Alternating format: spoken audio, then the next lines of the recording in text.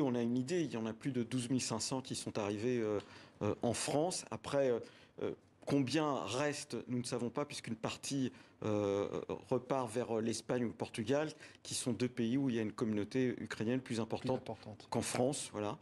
Il y a une mobilisation générale des services de l'État, des préfets, demandée par les deux ministres, M. Darmanin, Mme Schiappa, qui ont mobilisé l'ensemble du réseau de l'État pour organiser l'accueil. Mm. Et aujourd'hui, notre enjeu, c'est de pouvoir répartir la charge de l'accueil sur l'ensemble du territoire français. Et justement, hier vendredi, les préfets ont reçu une circulaire pour avoir davantage d'informations concernant les droits à ouvrir à ces réfugiés. Alors, On les connaît ou pas? oui, bien sûr, il y a eu une décision à l'initiative de la France au Conseil européen qui est de mettre en place un dispositif qui n'a jamais été mis en place jusqu'à présent, qui s'appelle la protection temporaire, qui ouvre droit donc à une situation régulière pendant 6 mois, renouvelable pendant 3 ans, avec le versement d'une allocation qui est comparable à celle qui est versée aux demandeurs d'asile et qui est donc versée par l'OFII, un droit à la santé, l'ouverture des droits à la PUMA, comme on dit, et puis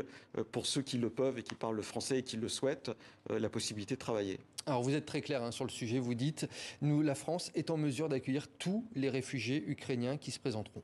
Bien sûr, c'est la volonté du gouvernement et c'est ce qu'il a exprimé et c'est pour ça qu'il met, je dirais, en alerte et presque sous tension l'ensemble des services de l'État pour, avec les collectivités locales et les particuliers, organiser au mieux l'accueil qu'aujourd'hui on ne peut pas évaluer puisque, comme vous l'avez dit d'entrée, depuis la Seconde Guerre mondiale, plus de 2 millions de réfugiés partant d'un pays, ça ne s'est pas vu. Je rappelle que dans la crise de 2015-2016, eh bien, c'est 1,5 million de personnes qui rentrent en Allemagne, mais sur près de 2 ans.